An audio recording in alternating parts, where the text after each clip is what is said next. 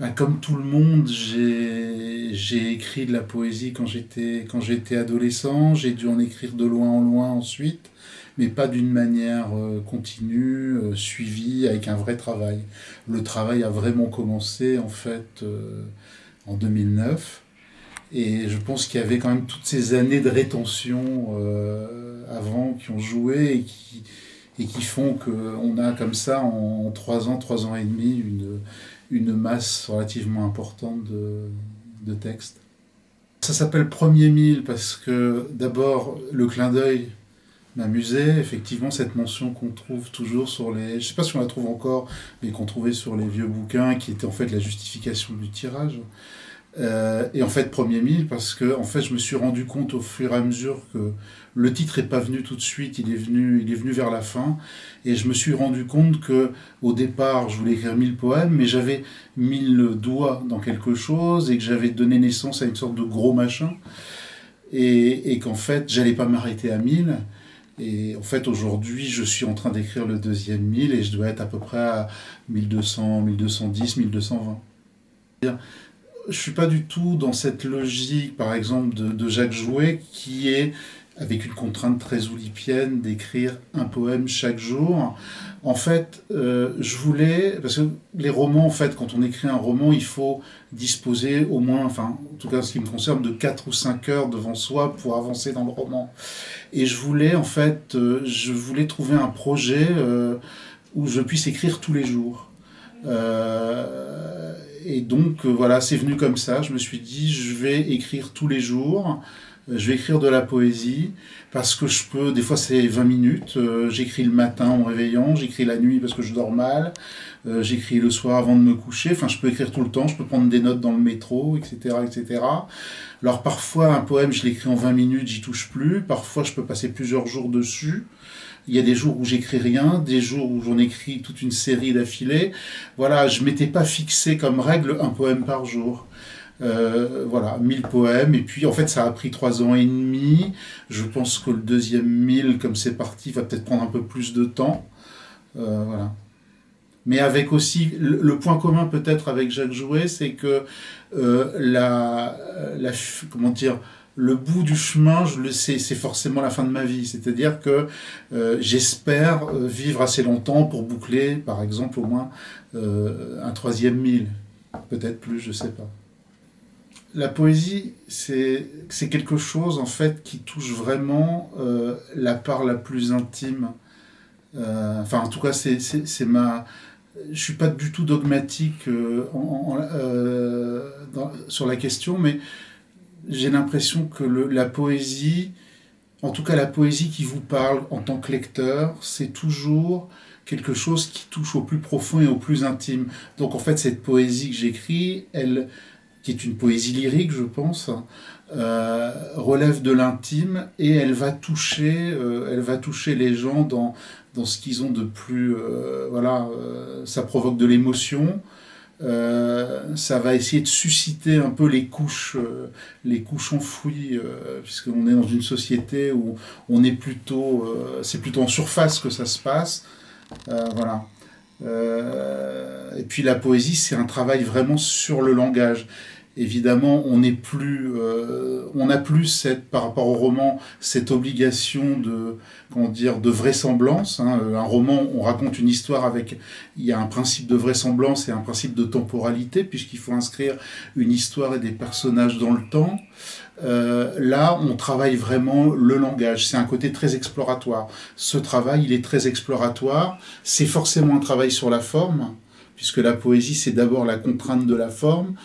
Et l'idée que je m'en fais, c'est que, en fait, c'est par la contrainte, une contrainte, en fait, qu'on se fixe à soi-même. C'est un peu le propre de la poésie contemporaine, c'est qu'il n'y a plus des codes qui sont imposés, on va dire, culturellement, mais à chacun de trouver ses propres contraintes. Et la contrainte, en fait, permet de libérer, en fait, la parole ou le chant. Fond-forme, elle me paraît pas justifiée. En général, les deux sont liés, hein, sont interdépendants, puisque ce qu'on raconte va toujours induire une forme. Alors sur la forme, on peut dire quelque chose, c'est que au début de ce travail, comme je disais, j'ai travaillé à l'instinct au début, je savais pas trop où j'allais, donc c'est un vers libre avec des césures comme ça, de manière un peu... Et petit à petit, si on feuillette le livre un peu rapidement comme un flipbook, on va voir que les vers ont tendance à avoir la même longueur. Alors pas en termes de pied, pas en termes de métrique, mais vraiment dans l'espace de la page, ils ont à peu près la même longueur. Mais j'ai pas essayé de faire des vers justifiés comme peut faire par exemple un poète comme Lucien Suel, où on a vraiment une démarche très contrainte, presque oulipienne. Je voulais que le corps se glisse petit à petit dans un corset, et qu'on sente un peu les irrégularités, comme on sent les vertèbres quand on glisse un corps dans un corset. Donc voilà, le corps du texte se glisse dans un corset et prend une forme un peu harmonieuse dans l'espace de la page. C'était un peu ça l'idée, et c'est la contrainte qui a dominé. Et après, d'une manière assez intuitive, je suis arrivé à travailler par tercets.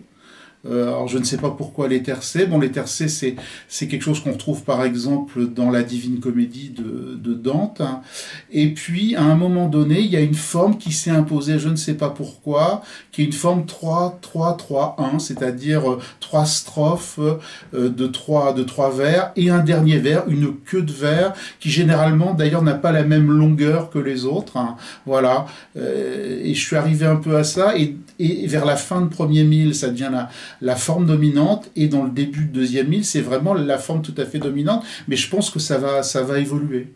La seule chose que j'ai pensé au départ, c'est que je me suis dit, tu vas écrire 1000 poèmes, il y aura 2 poèmes par page, donc il y avait la mise en page qui donnait déjà forcément une longueur de vers que je ne pouvais pas excéder, puisque j'avais 2 colonnes. C'était numéroté, et l'idée c'était que en fin, le poème n'excédait pas une colonne, et en fin de page, je reprenais l'un des vers en gras qui figurait en fait le titre du poème. Ça, c'était le principe de départ qui a été établi de manière très évidente pour moi, et après, les choses ont commencé à s'organiser.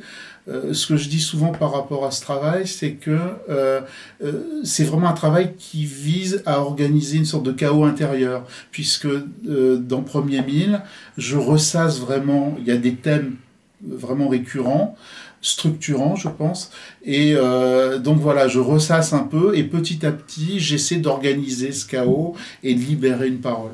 Alors, étrangement, je ne sais pas, c'est pas les chants de moi-même, c'est-à-dire, c'est pas pour paraphraser Walt Whitman. En fait, dans ce travail, il n'y a pratiquement pas de jeu. C'est le tu qui est utilisé, et ce tu désigne me désigne indifféremment, ou des gens, soit qui me sont proches, soit des gens que j'ai pu croiser. Voilà. L'idée, c'était d'avoir une sorte de porosité entre les personnes, pour que le chant un peu circule de l'un à l'autre. Et je me livre à ce que j'appelle des imitations. Il y a beaucoup d'imitations de textes de l'Ancien Testament, le livre de Job, les Lamentations par exemple. Il y a aussi des imitations de Victor Hugo, de Walt Whitman. Et tous ces textes que je viens de citer, en fait, pour moi, c'est un peu même mon premier contact avec la poésie. C'est-à-dire que quand j'étais gamin, il y avait une Bible qui traînait il y avait chez moi, il y avait dans ma chambre, il y avait une armoire remplie de livres qui étaient les livres de ma mère qu'elle ne lisait pas. Et dans ces livres, il y avait une Bible. Et j'ai lu cette Bible, enfin en tout cas je l'ai feuilletée étant gamin, mais pas du tout comme un livre religieux, et je pense que pour moi ça a été le premier contact avec ce que je pensais être de la poésie, parce que le texte était complètement assez hermétique, en tout cas, non pas que je pense que la poésie doit être hermétique. Et puis Victor Hugo, c'est pareil. Victor Hugo, il y avait un bouquin qui traînait chez mon grand-père. C'était un des seuls à lire des livres dans la famille. Il y avait une sorte d'anthologie chez le maire. Et je ne sais pas pourquoi, j'avais vraiment bloqué sur Beaux endormis de Victor Hugo. Voilà. Je parle effectivement après de William Cliff, qui a été pour moi, quand j'avais 18 ans, une vraie révélation. Je me suis rendu compte qu'un bon poète n'était pas forcément un poète mort, et qu'il y avait aussi des poètes vivants, comme William Cliff. Et pour répondre à la question, est-ce que je lis des poètes? Oui, aujourd'hui, évidemment, je m'intéresse beaucoup aux poètes contemporains, mais des choses très différentes. Bon, je peux parler effectivement de Charles Penquin qui est de Lille comme moi, un grand ami à moi qui s'appelle Dominique Kellen. Voilà, j'ai rencontré Jeanne Sacré, j'aime beaucoup la poésie de Jeanne Sacré. Par-dessus tout, pour moi, le poète le plus important contemporain, c'est Christophe Tarkos. Hein. Voilà, c'est pour moi, il est indépassable. Enfin, des choses très différentes, quoi. Je suis très curieux. J'ai découvert il y a peu Mathieu Bénézet. Voilà, donc je suis un peu un boulimique de lecture et voilà, j'avance. Et comme on peut le voir, d'une manière pas du tout dogmatique, c'est-à-dire je cherche pas à lire une poésie qui pourrait ressembler à la poésie que je pratique, mais je me nourris de choses très différentes. On peut pas, je pense pas qu'on puisse le revendiquer à la légère. Hein. Enfin, si je sais plus, j'avais lu quelque part qu'une définition de l'écrivain, c'était quelqu'un qui était reconnu pour la qualité de son style. J'aimerais bien un jour être reconnu pour ça. Donc, mais oui, pour moi, voilà, j'écris et le roman et la poésie, même s'il y a des différences, ça relève quand même pour moi de la même chose, du même engagement. On travaille pas de la même façon, comme je disais tout à l'heure, hein, le principe de temporalité, de vraisemblance qu'on a dans un roman où on construit une histoire, alors que dans la poésie, on est plus dans une exploration du langage. Non, je suis quelqu'un qui écrit, voilà, je suis un écrivain.